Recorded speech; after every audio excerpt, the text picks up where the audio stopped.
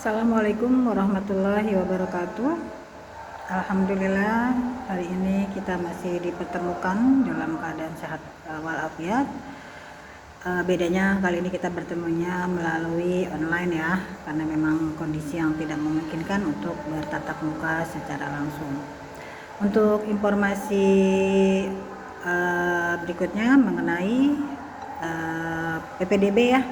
Jadi bagi para siswa yang mungkin adik atau mungkin saudaranya yang mau mendaftar di SMK Darussalam sudah mulai dibuka, jadi bisa langsung menghubungi Ibu Maria di nomor 0878 8760 7167. Jadi bisa langsung ke TU ya untuk tahu informasi selanjutnya.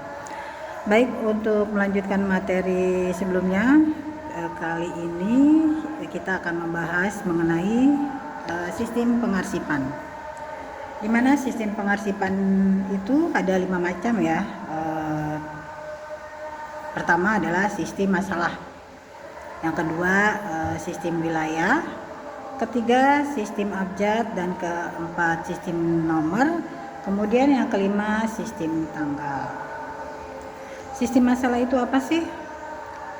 Arsip pengarsipan dengan sistem masalah atau subjek atau perihal itu adalah metode pengarsipan dokumen berdasarkan isi pokok permasalahannya ya, mengelompokkan arsip-arsip yang berkaitan dengan topik atau subjek yang sama ke dalam satu tempat untuk memudahkan pencarian.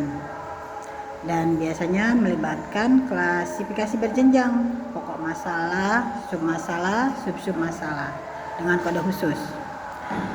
Sistem pengarsipan ini cocok untuk instansi yang sering menangani beragam perihal seperti keuangan, kepegawaian, atau inventaris. Sistem ini memudahkan penemuan kembali dokumen karena semua yang berhubungan dengan topik tertentu berada di satu lokasi, namun memerlukan klasifikasi awal yang detail ya. Jadi kalau dalam surat-surat itu sistem wilayah itu kita bisa lihat contohnya itu seperti ini. Ini bisa ada surat masuk atau surat keluar. Untuk mengetahui kita pengarsipannya menggunakan sistem wilayah itu ngambilnya dari mana sih? Nah ini dari halnya, perihalnya atau subjeknya. Di sini mungkin perihalnya mengenai penjelasan penawaran penginapan ya. Permintaan penawaran penginapan. Jadi kayak gitu ya. Kalau perihal kita ngeliatnya dari halnya, dari subjek, dari masalahnya, atau dari subjeknya. Oke. Yang berikutnya adalah sistem wilayah. Sistem kearsipan dengan wilayah itu adalah geographical filling system ya, di mana unsur metode penyimpanan dokumen berdasarkan lokasi geografis seperti provinsi, kota, atau kabupaten yang tertera pada alamat surat biasanya ya, atau dokumen. Sistem ini sangat ideal untuk perusahaan dengan banyak cabang atau instansi pemerintah ya. Jadi yang kedua itu adalah sistem wilayah. Kalau di surat tuh contohnya kita bisa lihat nih. Untuk surat masuk biasanya kita melihat sistem wilayahnya itu pada kod suratnya ya. Kita melihat nama perusahaan tersebut, misalnya perusahaannya PT Wijaya Kusuma. Nah, kalau dia menggunakan sistem wilayahnya, kita lihat Wijaya Kusuma itu ada di daerah mana? Apakah daerah Depok, daerah Bandung, daerah Surabaya. Nah, itu yang kita buat modal untuk sistem pengarsipan dengan sistem wilayah pada surat masuk. Kalau pada surat keluar itu melihatnya kita kepada ditujukannya itu ya. Kita tujukannya kepada alamat yang mana di surat tersebut. Nah, itu yang kita jadikan dasar acuan untuk membuat pengarsipan dengan sistem wilayah ya. Jadi kalau tadi perihal pakainya dengan subjek atau masalahnya. Kalau wilayah kita bisa melihat pada surat masuknya pada alamat kop surat, tapi kalau pada surat keluar kita lihat alamat yang ditujukannya kepada siapa. Ya. Oke. Yang berikutnya sistem abjad ya.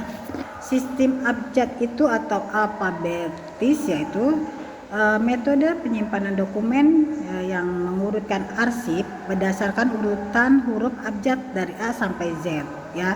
Biasanya menggunakan nama pengirim atau penerima sebagai dasar pengindekan untuk memudahkan pencarian langsung tanpa indeks tambahan ya.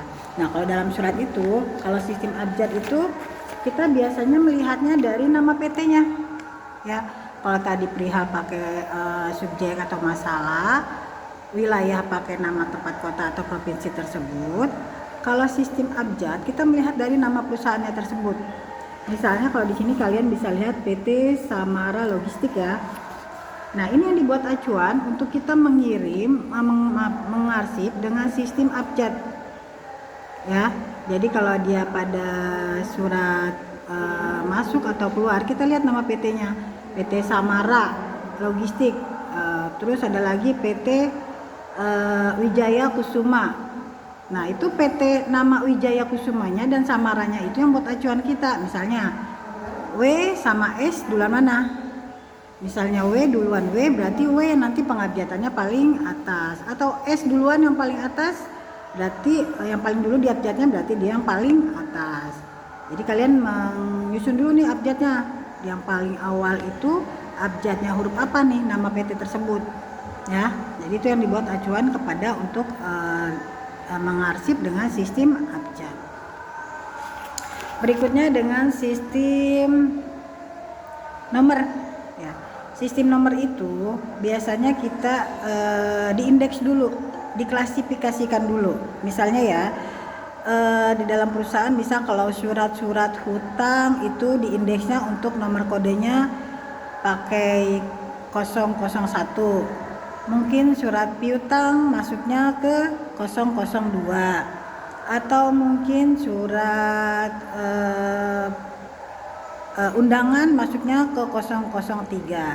Nah, jadi dari semua surat-surat tersebut nanti diklasifikasikan. Surat hutang masuk ke kode nomor 001.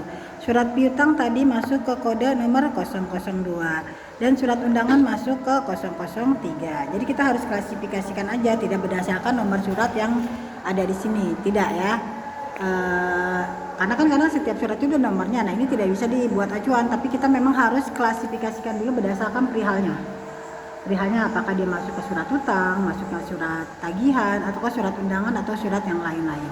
Tergantung dari kondisi perusahaan tersebut atau ketentuan ke perusahaan tersebut dalam melaksanakan sistem pengarsipan dengan sistem nomor ya. Oke, yang terakhir adalah pengarsipan dengan sistem tanggal ya. Sistem tanggal di sini adalah metode kearsipan yang menyusun dan menemukan kembali dokumen berdasarkan urutan waktu, tahun, bulan, dan tanggal ya. Jadi kalau pakai sistem tanggal itu kita melihatnya dari bulannya dan tanggalnya, misalnya, dan tahunnya juga ya, dari sistem tanggal, bulan, dan tahun. Nah, itu kita susun, kita arsip berdasarkan tahun yang mungkin yang paling dulu tuh, biasanya dia ada di posisi paling bawah. Atau mau bulan, berarti bulannya bulan apa nih, misalnya dari bulan Desember, berarti surat yang bulan Desember tuh posisinya ada di bawah, karena kan otomatis untuk mengarsip itu yang masuk duluan itu yang akan diarsipkan duluan. Nggak mungkin surat yang bulannya belakangan paling awal dia ada di paling bawah, kan nggak mungkin, karena belum ada suratnya ya kan. Nah, tapi kalau misalnya surat bulan Januari ini ya, Januari awal, berarti suratnya paling bawah ya kan, karena dia suratnya udah masuk duluan. Nanti Februari ada di bawah, di atasnya lagi, di atas pengarsipan tersebut, dan berikutnya sampai bulan Desember nanti ada di paling atas. Jadi seperti itu ya.